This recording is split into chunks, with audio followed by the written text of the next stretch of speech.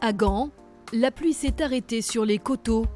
Michel Boutin en profite pour faire le tour du propriétaire. Est-ce que tu crois, José, qu'aujourd'hui, on est capable de savoir si ça va être une bonne année ou pas? Oui, parce que quand on regarde le nombre de grappes... Cet entrepreneur québécois a fait fortune dans la finance et les pompes funèbres.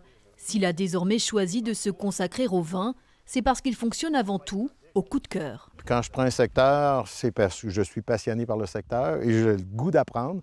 Et quand j'apprends, je vais faire comme du forage, je vais forer jusqu'à temps de bien saisir les rudiments du métier. Apprendre et surtout bien s'entourer.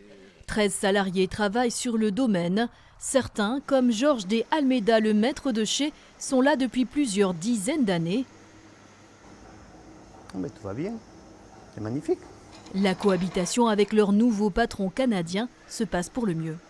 Je pense qu'il nous fait confiance et ça nous rassure aussi de savoir que le patron en haut fait confiance à toute l'équipe en bas qui fait son travail. Les vignobles s'étendent sur 32 hectares et le château produit 200 000 bouteilles par an. De quoi se satisfaire, mais le Québécois ne compte pas s'arrêter là et veut acheter d'autres domaines.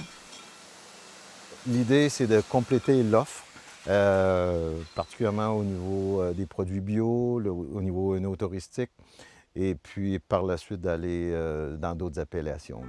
Michel Boutin est aujourd'hui le seul étranger propriétaire dans le Jurançon, le début d'une nouvelle histoire franco-québécoise.